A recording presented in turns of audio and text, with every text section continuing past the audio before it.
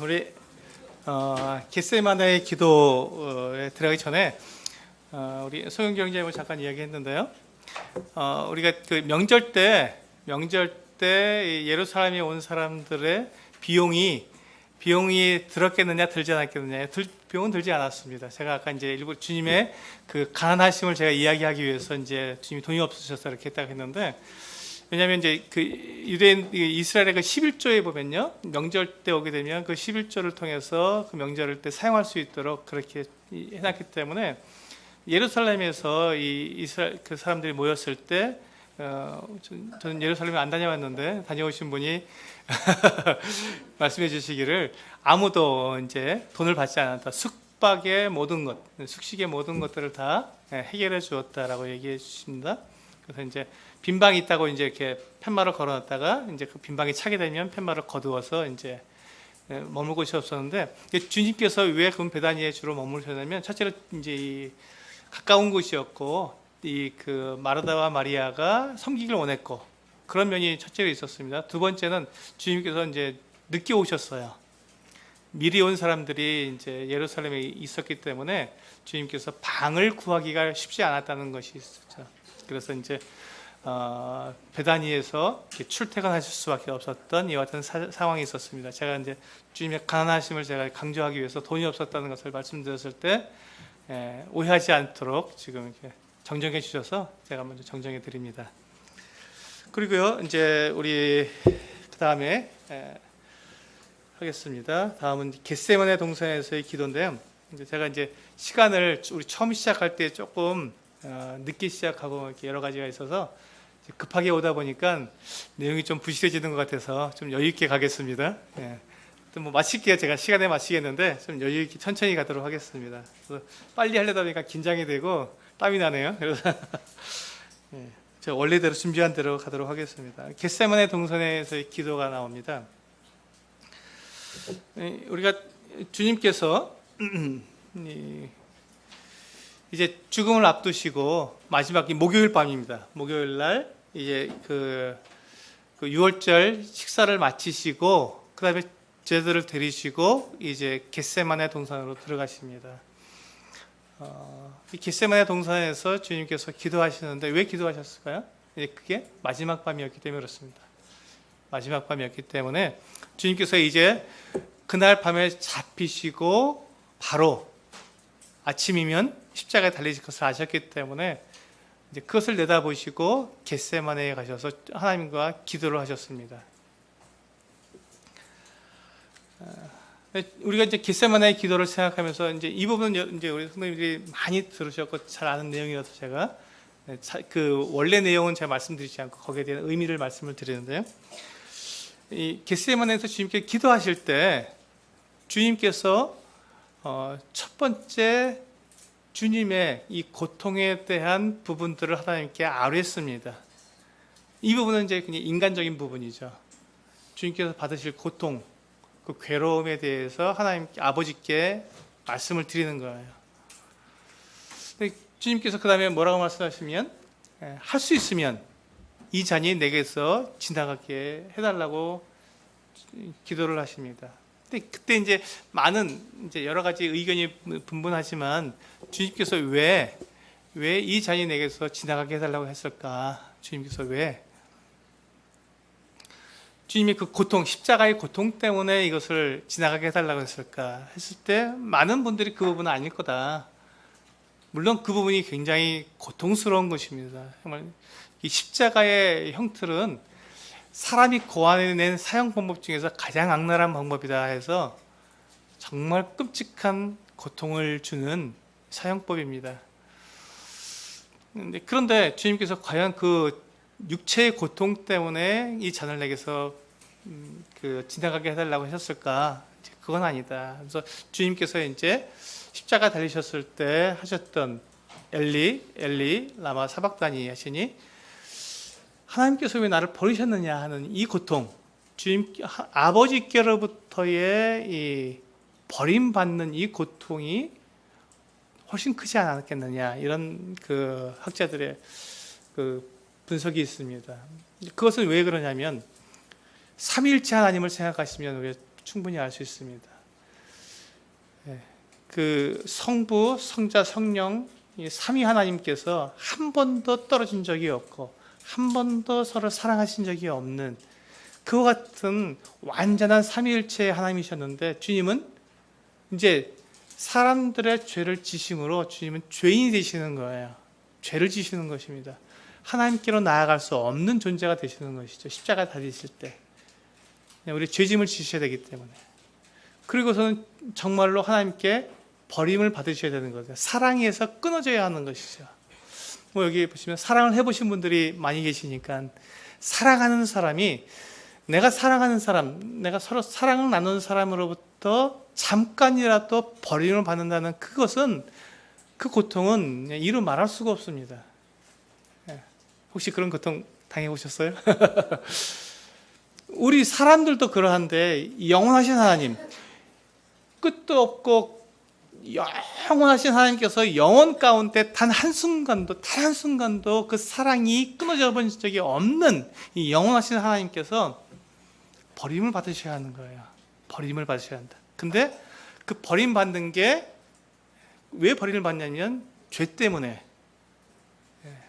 하나님께서 가장 경멸하시는 정말 그 죄를 갖다가 주님께서 뒤집어 쓰시는 바람에 버리셔야 하는 이와 같은 상황이 된 것이죠. 그러니까 주님께서 십자가에 죽으시는 그 장면, 채찍에 맞으시는 장면, 피 흘리시는 장면, 그것이 불쌍해서 우리가 예수를 믿어드리는 게 아닙니다. 우리가 복음을 전할 때 자꾸 그전 장면을 갖다가 해서 사람들의 감성을 호소하는데 물론 그런 부분들도 필요할 수도 있어요. 근데 사실은 그게 아니죠. 주님께서 괴로워하셨던 것은 채찍에 맞는 것을 괴로워하신 게 아니셨어요. 주님 그걸 얼마든지 맞을 수 있다고 했습니다. 얼마든지 십자가 달릴 수 있다고 했어요. 그런데 주님께서 십자가에 달리신 그 이유, 그 근본적인 목적이 뭐냐면 주님이 죄인이 되시는 거예요. 거룩하신 하나님이 죄인이 되시는 거라고요. 그럼 이게 상상이 되십니까? 거룩하신 그 하나님이 스스로 죄인이 되시는 거예요. 스스로. 그리고 영원한 사랑을 나누시는 그 하나님으로부터 버림을 받으셔야 되는 거예요. 그걸 생각했을 때 주님은 그 고통이 이루 말할 수가 없는 것이죠. 그래서 겟세마네 그 동산에 들어가셔서 기도하시는데 너무 그 기도가 간절했기 때문에 어떻습니까? 마치 땀이 땅에 떨어지는 땀이 피와 같이 핏방울처럼 땅에 떨어졌다고 했거든요. 이제 이것을 뭐 많은 분들이 뭐 혈안증이라고 이런 용어로다가 설명을 하시는데 성경에서는 그렇게 말씀하고 있지 않습니다. 이 땀이 피가 된 게 아니고요. 땀이 너무 많이 떨어지다 보니까 피가 쑥 떨어지는 것처럼 떨어졌다는 거예요. 여러분 땀은요, 뚝 그리고 한참 있다가 뚝 떨어집니다. 그런데 너무 힘들게 이렇게 하고 지치면요, 땀이 떨어지는데 피가 이게 손을 베면 피가 막 뚝뚝 떨어지지 않습니까? 그처럼 땀이 떨어졌다는 것이에요. 제가 군대 생활할 때 이제 한 번은 제가 땀이 많은 사람이라서 잘합니다. 군복을 입고 이제 이렇게 훈련을 받는데 산을 올라가는데요, 땀이 떨어지는데 정말로 이 소매 끝에서 땀이 연이어 떨어지는 거예요. 그러니까 제 고참이 보더니 좀 쉬어야겠다. 너무 땀을 많이 흘린다고 위험하다고 그러더라고요. 그때 제가 생각했던 게 주님이 이렇게 땀을 흘리셨나 보구나. 겟세마네에서 너무 땀이 많이 그러니까 줄줄줄 떨어지는 거야 그냥. 그러니까 피가 뭐 이게 의사 선생님들은 아시겠지만 이렇게 딱 우리가 피가 흐르면 피는 솟구쳐 흐릅니다. 그냥 쭉 흘러내리는 거예요. 근데 땀은 그렇게 흐르지 않습니다. 일반적으로. 그렇기 때문에 땀이 났지만 주님께서 그 흘리신 땀이 그렇게 피가 솟구치는 것처럼 그렇게 흘러내리셨다는, 얼마나 힘을 쓰시고 얼마나 애를 쓰셨으면 땀이 피처럼 그렇게 떨어졌는가 하는 것이죠. 피처럼 떨어진 건 피가 돼서 떨어지는 것이 아니고요. 만약에 주님께서 그날 그 피가 되셔서 땀을 흘리셨다면 온몸이 다 지금 얼굴이 다 피투성이가 되셨어야 되는데 그런 건 아닌 것 같습니다.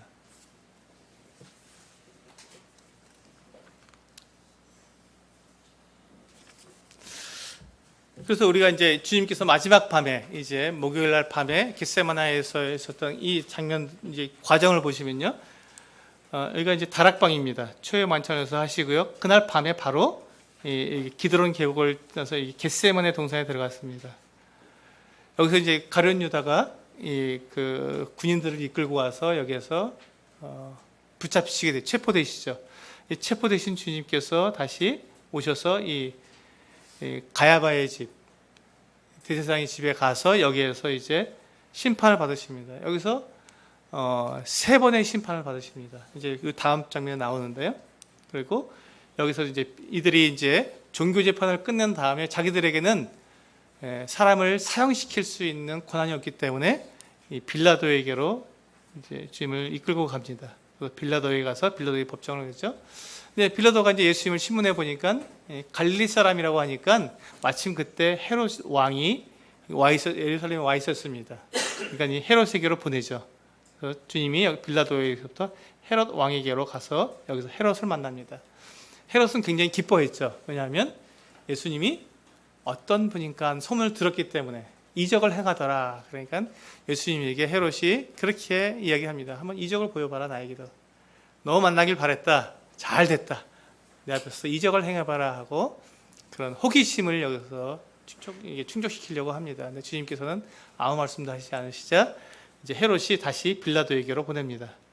빌라도가 이제 여기서 이제 주님을 이제 그 사형하도록 십자가에 내어주도록 그래서 이제 그들이 예수님을 이끌고 이 고난의 길 비아 돌로도서인가요? 이 길을 통해서 골고다로 주님을 이끌고 갑니다. 골고다에서 주님이 죽으시고요. 요 바로 옆에가 이제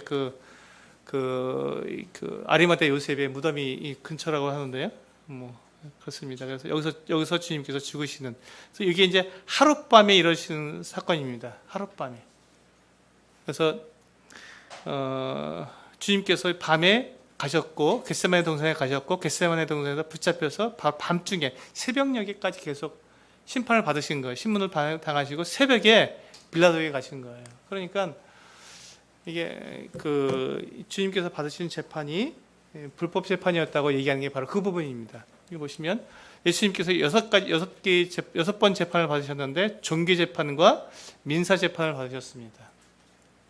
종교 재판은 안나스 그리고 가야바 공회 앞에서 이렇게 신문을 당하셨죠. 그리고 이제 민사 재판은 빌라도 앞에서 헤롯 앞에서 다시 빌라도 앞에서 이렇게 6번의 재판을 받으시고 결국 주님은 십자가에서 달리셨습니다. 주님께서 받으신 재판을 한번 볼까요? 두 재판이 있었는데요. 처음에 주님은 신성모독으로 종교 재판에 회부되었습니다. 주님께서 이 대제사장 앞에 서신 이유는 신성모독이었습니다. 신성모독이 어떤 부분이죠? 자기가 하나님의 아들이라고 주장한 부분입니다. 그런데 참 묘하게도요. 예수님의 제자들과 예수님의 말씀을 들었던 사람들은 예수님께서 하나님의 아들이라고 가르친 부분에 대해서 다 잊어버렸는데 이 사람들은 기억하고 있었던 것입니다. 그게 이걸 빌미를 잡은 거예요. 이게 이제 우리에게 있어서 아이러니가 될 수 있습니다. 우리들은 과연 정말 하나님을 예수 그리스도를 우리가 하나님으로 믿고 있는지 예수님을 믿는다고 고백하는 우리가 예수님을 따르는 이 제자들이 예수님을 하나님의 아들로 잘 확실하게 있지 않았는데 오히려 바깥에서 예수님을 반대하는 사람들은 예수님을 하나님의 아들로서 인정하고 그 주장했다고 하고 종교 재판에 회부한 것입니다. 민사 재판에서 이제 반역죄였습니다. 그 가이사에게 세금도 내지 말라 그랬고 이런 부분을 자기가 왕이라고 했고 이런 부분을 통해서 예수님을 갖다가 이 반역자로다가 해서 이 재판을 받았습니다. 그래서 이 반역자가 되지 않으면 그 십자가형을 이게 내릴 수가 없기 때문에 무리수를 쓴 거예요. 이 이스라엘 사람들이 대제사장과 서기관들이 이 빌라도 앞에 데리고 갔을 때 이 빌라도를 자극하지 않으면 안 되잖아요. 빌라도가 정말 재판을 해서 죽여야 되는데 죽음에 내어주려면 반역죄가 아니면 빌라도가 웬만하면 다 놓아주려고 하죠. 그래서 반역죄로 데리고 갔는데 예수님을 신문에 보니까 어땠습니까? 아무 죄가 없었던 거거든요. 빌라도가 곤란하게 된 거예요. 이 죄 없는 사람을 반역죄로 해서 죽일 수 없었잖아요. 그래도 여러분 총독이면 로마 황제의 대리인이에요. 권위가 거기서는 이 식민지에서는 총독이라 그러면 황제와 같은 권위를 가지고 있어요. 그런데도 불구하고 그가 그 백성들의 지금 자기가 다스리고 있는 이 사람들의 그 원한을 사면 안 되니까 이 총독도 고민을 한 겁니다. 이걸 밀란이 일어날 것 같으니까 자기 다스림이 문제가 생기니까 지금 이 빌라도가 그 부분을 갖다가 이렇게 고민하면서 결국은 자기 지게 되죠. 그래서 예수님을 십자가에 내주게 됩니다.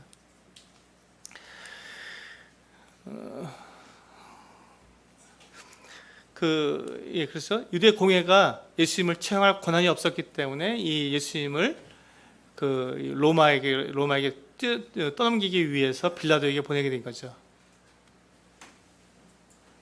그리고는 이제 빌라도가 예수님을 십자가에 내어주도록 합니다. 근데 여러분 이제 이 장면은 그 다음에 이제 예수님께서 이 빌라도에 가서 신문을 받은 이후에 십자가에 이제 처형되신 이 장면은 너무 짧은 시간이에요. 주님께서 준비해 오신 이 십자가의 죽으심을 준비해 오신 이 모든 계획과 이 기간에 비하면 찰나의 순간입니다. 근데 주님은 이 정말 순간을 위해서 주님께서는 수천 년을 준비해 오셨고 이것을 위해서 완전하게 주님께서는 그 계획을 갖다가 하나하나 이루시기 위해서 직접 하나님이신 당신께서 사람이 되어서 오신 것이죠. 주님께서는 정말로 그때 십자가에 못 박히셨습니다. 주님께서 이제 십자가에 못 박히실 때 보시면 요한복음 17장에서 기도하실 때 아버지께서 내게 하라고 주신 일을 내가 이루었다라고 말씀하고 있습니다. 이 일은 하나님과 예수님 그리고 성령님 이 삼위일체 하나님께서 영원 전부터 계획하셨던 그 일이고 그리고 하나님께서 우리 주 예수님께 성자 예수님께 부탁하신 그 일이셨기 때문에 주님은 그 일에 순종하셔서 자신을 내어놓으신 것이죠. 하나님의 뜻을 이루기 위해서 하나님의 아들이신 성자 하나님께서 이와 같이 자신을 내어주시는 목숨까지 내어주시는 이 순종의 모습을 보았을 때 우리는 하나님의 뜻에 대해서 우리는 어떻게 생각하고 있는가 하는 것들을 좀 생각해 볼 필요가 있습니다. 하나님은 우리들에게 분명하게 하나님의 뜻을 성경에 분명하게 기록해 놓으셨습니다. 분명하게. 그리고 우리 모두가 다 알 수 있도록 기록해 놓으셨습니다. 변함도 없고요. 그런데 우리 주 예수님께서는 이 하나님의 뜻을 이루시기 위해서 당신의 생명을 내어놓으셨거든요. 그리고 그것을 직접 이루셨습니다. 근데 우리는 그 하나님의 뜻을 우리가 분명히 알고 있음에도 불구하고 성경을 통해서 알고 있음에도 불구하고 우리는 과연 하나님의 뜻을 위해서 내 생명을 내어놓을 수 있는 그 같은 자세와 태도가 되어 있는가, 그런 다짐이 내게는 있는가, 이런 부분을 우리가 한번 생각해 볼 수 있겠습니다. 그리고 주님께서 십자가 위에서 그분이 마지막으로 외치신 말씀이 뭐라고요? 다 이루었답니다. 다 이루었다. 다 이루었다. 주님께서는 처음부터 계획하셨던, 영원 전부터 계획하셨던 그 일을 정말 다 이루셨습니다. 그 십자가에서 다 이루셨습니다.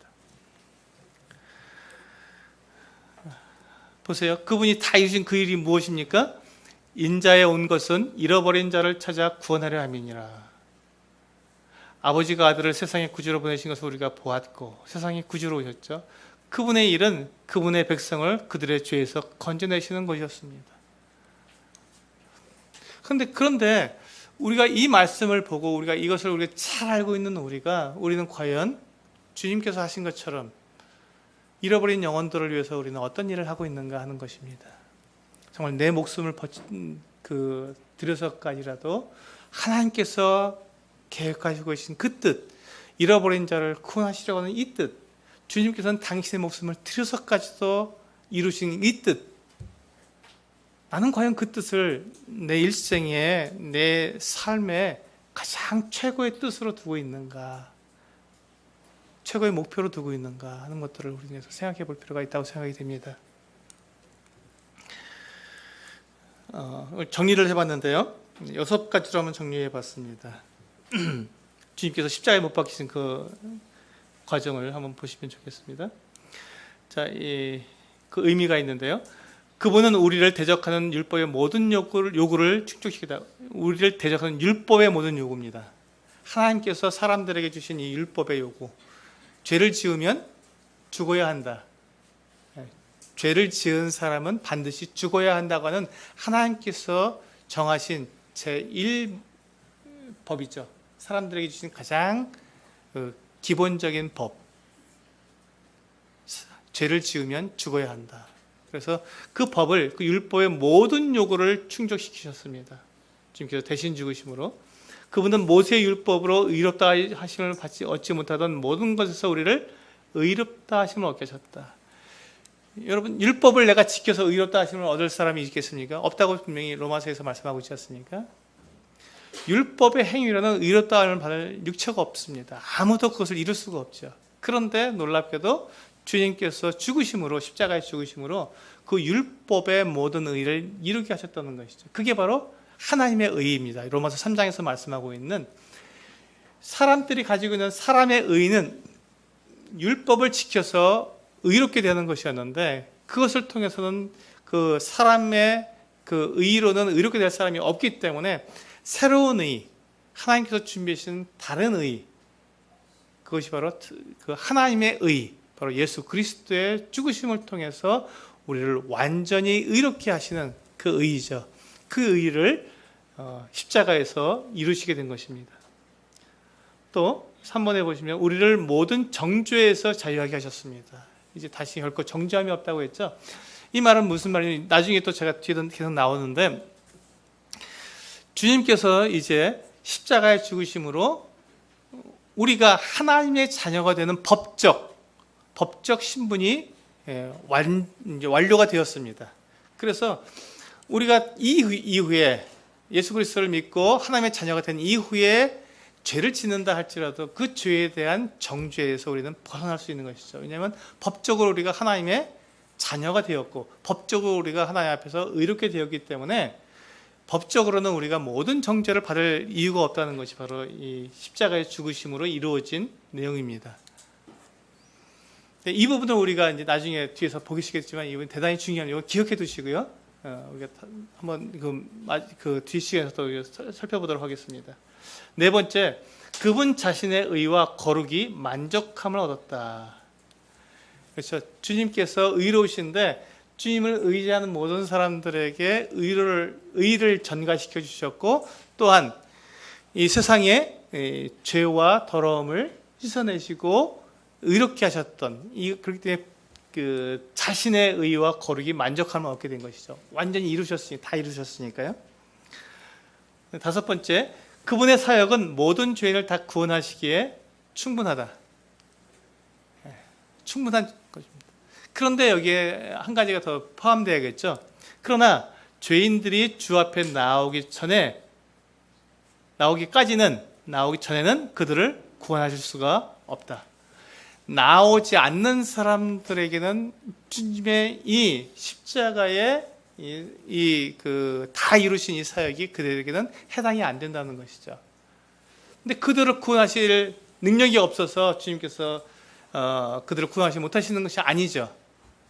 충분한 능력, 완전히 충분히 다 이뤄놓으셨는데 그들이 그것을 얻으러 나오지 않기 때문에 그들이 거기에 해당되지 않은 것뿐이지, 주님께서 능력이 있으시다는 것입니다. 여섯 번째, 그분은 단번에 영원한 속죄를 들이셨다. 그분의 십자가에서 완성하신 사역에 그 누구도 협조할 수 없다. 예.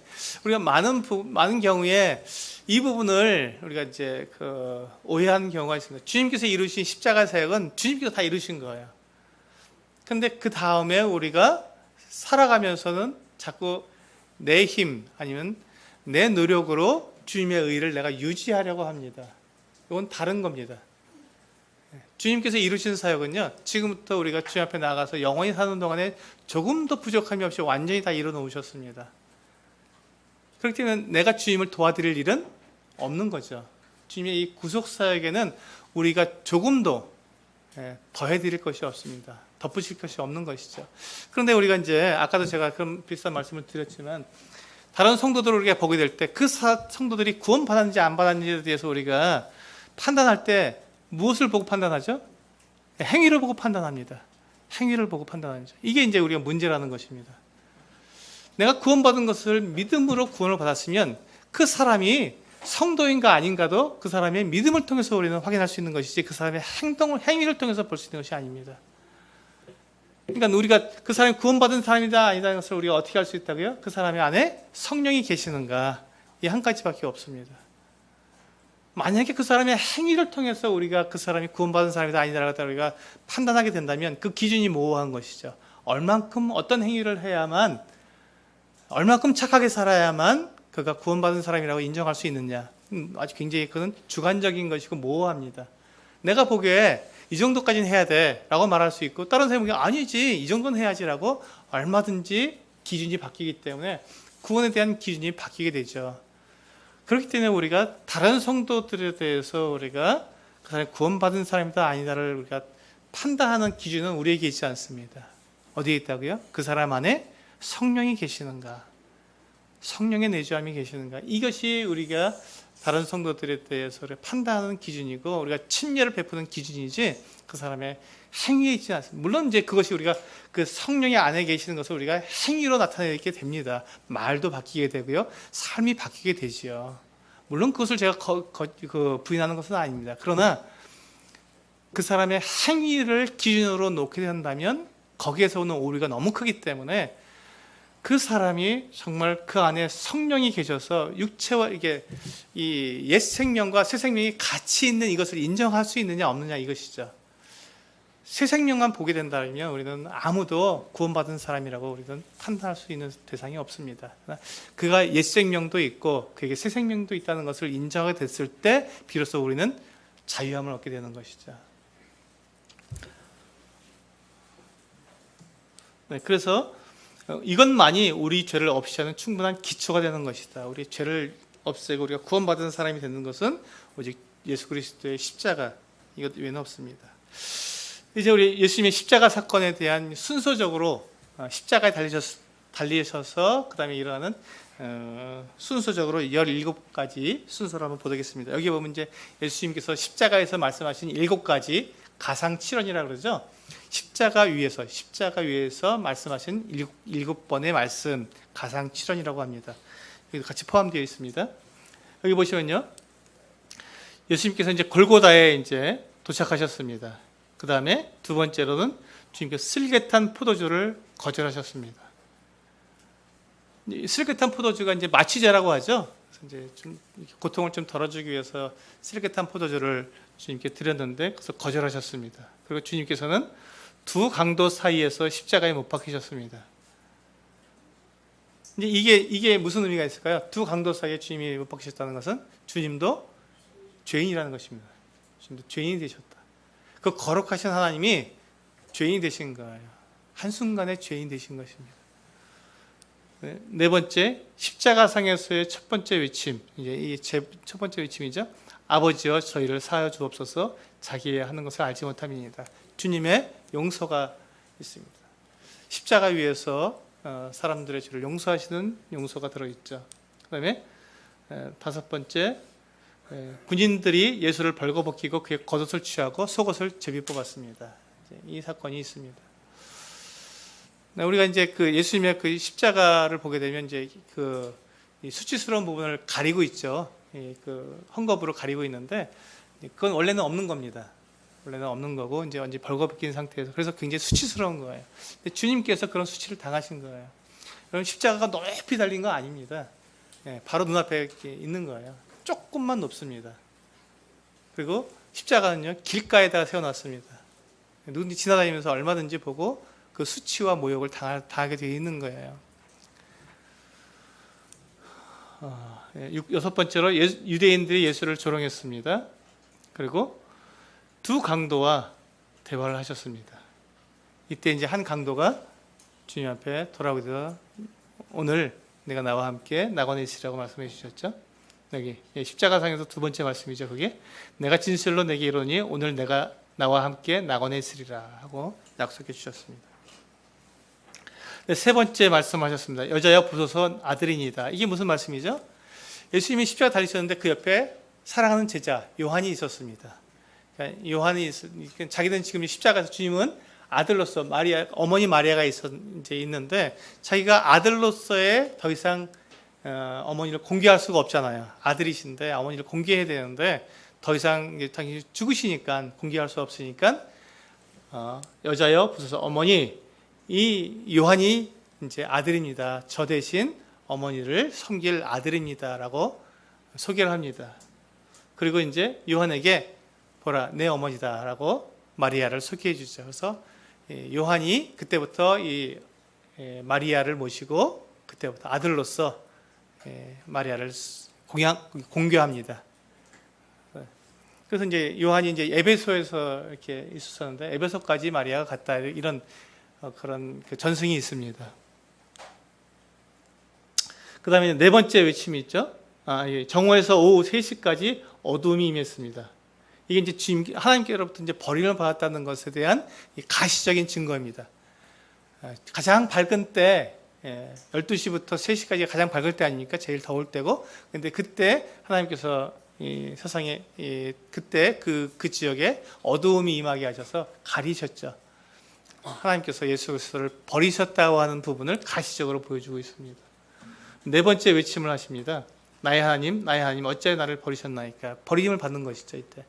하나님으로부터 버림을 받는 것. 이 부분 때문에 주님께서 가장 아파하셨다, 가장 고통스러우셨다고 생각을 하게 됩니다. 다섯 번째, 내가 목마르다. 주님은 이제 목마르심을 경험하셔야 했습니다. 십자가에서 주님은 목마르심을 경험하셔야 했습니다. 신포도주를 이제 마시셨고요. 그 다음에 여섯 번째로 다 이루었다 하고 주님은 운명하셨습니다.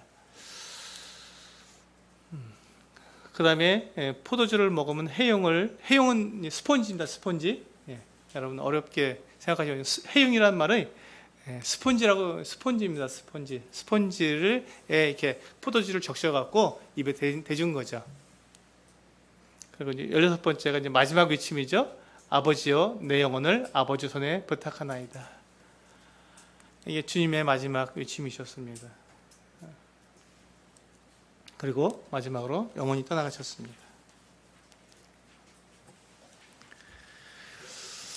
그 다음에 성전의 휘장이 둘로 갈라졌죠. 그 이후에 이제 이 장면이 대단히 중요한 부분이죠. 성전 휘장이 이 휘장은 성소와 지성소 사이를 가로막고 있는 휘장을 말합니다. 근데 그 성소 안에 있는 그 휘장이 둘로 갈라졌다는 것은 이제 하나님의 그 거룩하심, 하나님의 거룩하심에 나아갈 수 없도록 휘장을 쳐서 사람들이 들여다보지 못하게 가로막고 있었는데 그 휘장이 갈라져서 열림으로써 어떻게 됐습니까? 하나님의 거룩하심에 나아갈 수 있는, 그러니까 이 땅에 있는 모든 더러움과 죄가 다 이미 다 끝나버린 거예요. 하나님과 사람 사이에 막혀있는 이 죄의 담이 끝나버린 것이죠. 그래서 얼마든지 하나님과 사람이 만날 수 있는 이 같은 근거를 예수 그리스도께서 죽으심으로 마련해 놓으신 것입니다. 그래서 성령께서 오실 수가 있었던 것이죠. 성령께서 사람들 안에 들어올 수 있는 이유가 뭐냐면, 사람은 죄덩어리인데 어떻게 하나님께 들어오시느냐?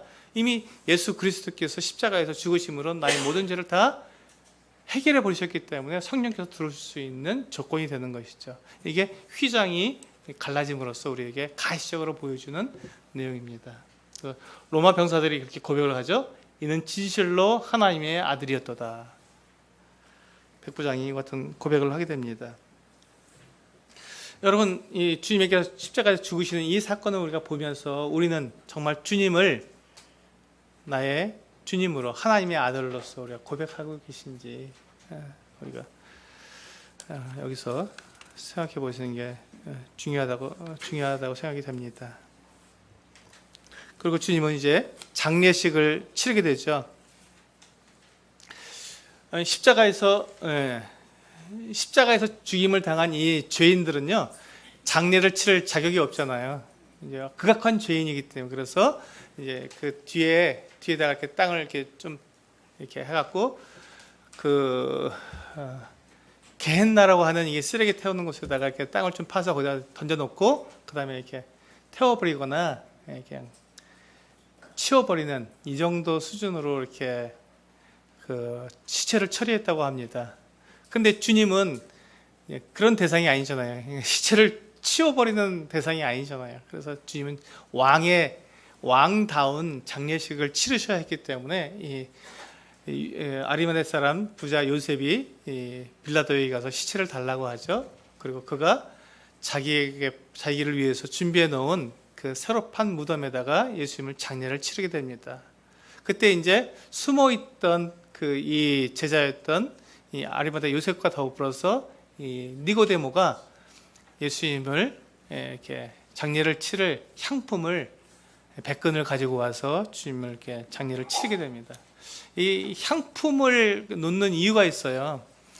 이 이스라엘 거기는 이렇게 무덤이 마을에서 많이 떨어져 있지 않습니다. 그리고 이게 돌 무덤에 들어가잖아요.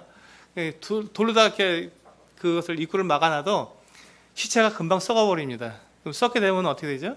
냄새가 굉장히 지독합니다. 그 냄새를 갖다 중화시키기 위해서는 향품을 놓는 거예요.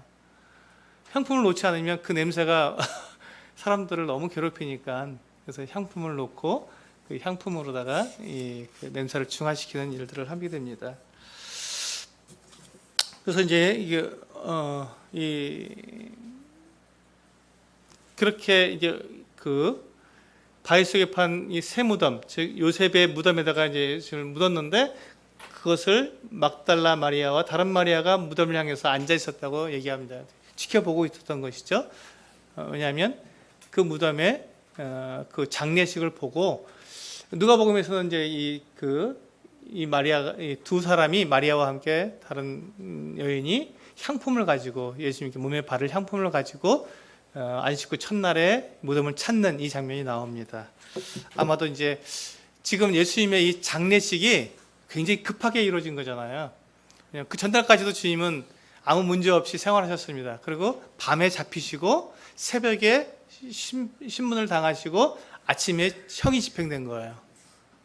그래서 바로 아침 9시에 십자가에 매달리셔서 오후 3시에 운명하셨습니다. 6시간 만에. 이게 너무 급작스러운 거잖아요. 그래서 그분을 위해서 준비된 장례가 준비되어 있지 않기 때문에 급하게 니고데모가 그 향품을 100근 정도를 가지고 와서 이렇게 했지만 아마 그것이 부족했던 것 같아요. 그래서 정확히 모르겠습니다만. 그래서 그 다음에 이제 그 마리아와 다른 한 여인이 이 향품을 가지고 주님의 이 무덤에 찾아온 이 같은 모습들을 볼 수가 있습니다. 우리 9강으로 가볼까요? 시간이 다 됐죠? 네. 잠깐만요. 9강은 다음 시간에 하는 게 좋겠습니다.